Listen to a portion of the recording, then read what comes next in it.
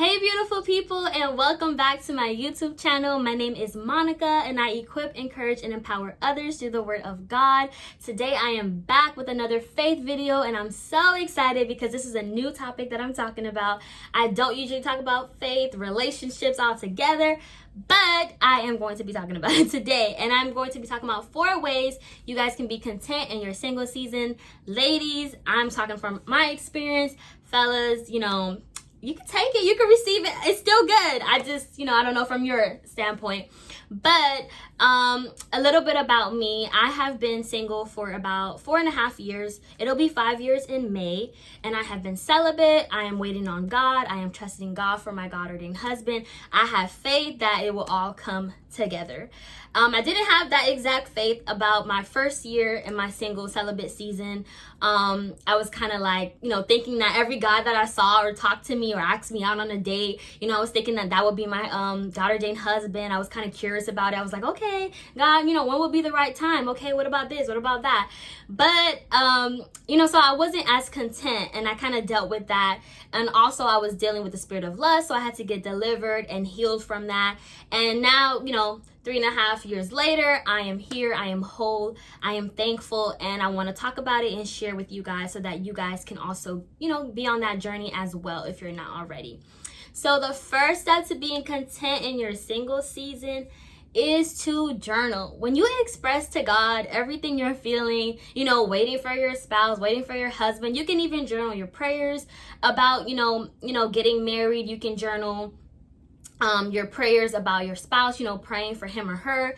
You can, just be honest with yourself and just be vulnerable with God. I think sometimes in our beginning stages with God, we're not as vulnerable because it's like this trust thing. Like, okay, I'm going to trust you. You say you love me unconditionally. I'm going to try to get to trust you, God, because, I was living a different lifestyle. And so everything is kind of new. And I found that, being single and journaling a lot really helped me. It helped me to overcome so many trials when I felt lonely, when I felt, that nobody was looking at me. I was like, man, no one's interested. But I would write everything out to God, and I feel so great now. Looking back, I'm like, whoo, what a nightmare. But I just feel so much better. And then also I can look back and just be like, man, God did some amazing things in my life. And, why not believe him for my God-ordained spouse? Why not believe him that he's going to, make everything work out in its perfect timing? So journal is number 1. Number 2, I would definitely say dating God, right? People, that sounds kind of crazy, but I would definitely say going on dates with God is literally the most awesome thing. I feel great when I go out with God. I dress up, I put on some makeup, guys. I look cute. I don't come looking rusty and dusty and being like, God, I'm just waiting for my man. No, I show up and I show up nice. And you guys know I love red lipstick, so I put on my red lipstick and it's a wrap and I'm out the door. I go to the movies with God. I go out to eat with God. I go to the park with God, and honestly, I'm planning on going to the beach with him soon and having some quiet time as well.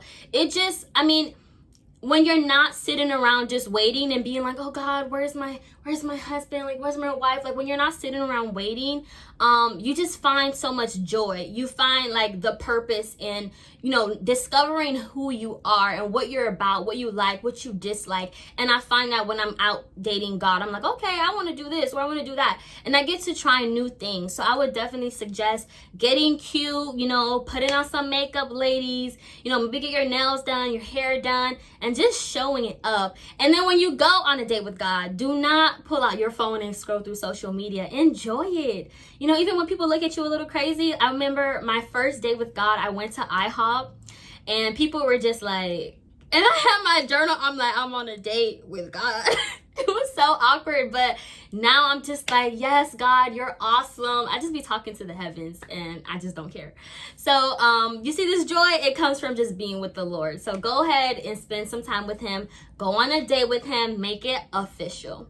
Number 3 is serving. Okay, when you are serving, you're not worried about your boo thing. You're not worried about when he's coming or when she's coming. You are not worried. Why? Because you are busy serving at church. Listen, I had church before this pandemic.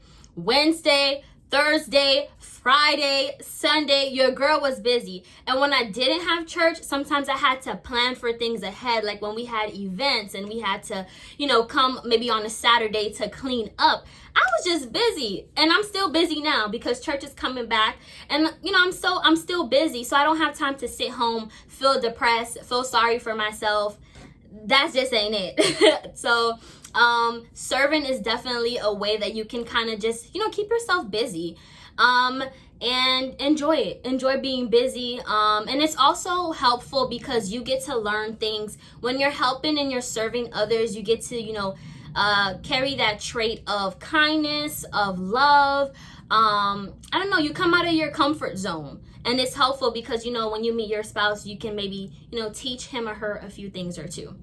The last one, number 4, is building. You need to build. Don't just sit there waiting. Build, build, build. When you are building, you become content. For me, in this season, I am building. I'm a blogger. I'm an author. I have another business I'm working on. And when you're building, oh my gosh. Like for me, I think about it and I'm just like, I want, when I meet my God-ordained husband, I want him to be like, you're doing great. And I want to help him. I want to pull those things that God has out of him. I want him to pull those things out of me. Like I want us to work at it and give God the glory, because we're meeting together to give God the glory. Of course, it's cute. We'll be in love, all that other good stuff. But the sole purpose is for God to be given all the glory. And we do that when we use our gifts, we use our talents, and we help to build and advance the kingdom. So when we're building now, I think it's just so good because when we meet our spouse, we can teach them things too. They can teach us things. I don't know, and it just makes you feel good about yourself. I notice that when I'm not building, when I'm not walking in my purpose, I kind of feel down. I feel sad. Then maybe I'll think about us girls, sometimes we have fantasies and we'll be like, oh my gosh, if someone would rescue me from this. Like back then, from watching all of that Cinderella and all that stuff, cast down these imaginations. So I think it's so important to build in this season. Enjoy building, enjoy walking in purpose, and take up that wisdom, take up that knowledge, take all of that in, so that when you go into your marriage, you're coming with something. And prayerfully, your spouse, whoever is going to be, is also coming with something as well. And so those are the 4 ways that I remain content, and I have a great time. Like, guys, it's going on 5 years and I am happy. I am not crying to God and asking him for a man. I am just like, yes, God, what other business? Okay, well, another book. Okay, God, I got you. Okay. Like, I'm having fun, and I want you to have fun too. Don't sit around depressed. Don't sit around sad. Know that God has someone out there for you. Have faith. And if you are believing him for marriage, know that it's going to happen, right? Because God is who he says he is. He does what he says he's going to do. So let's have faith and believe in him for our God-ordained spouse. That giveaway. So thank you guys so much for listening. I hope that my story kind of gave you guys some hope and taught you guys a few things or two. Go on a date with God. You can send me a selfie at my email and let me know how it goes. I have a special giveaway. The Lord put it in my heart to go out and get this journal. And it says Secure in the Arms of God. It's by Beth Moore. She's a best-selling author. And it has scriptures, prayers, and guided questions so that you can record your spiritual journey towards soul deep security in God. And I really want to give this away because I know how much journaling helped me, and I believe it's going to help you as well. I was not looking at the camera for a minute. Amen. So I know it's going to help you as well, ladies.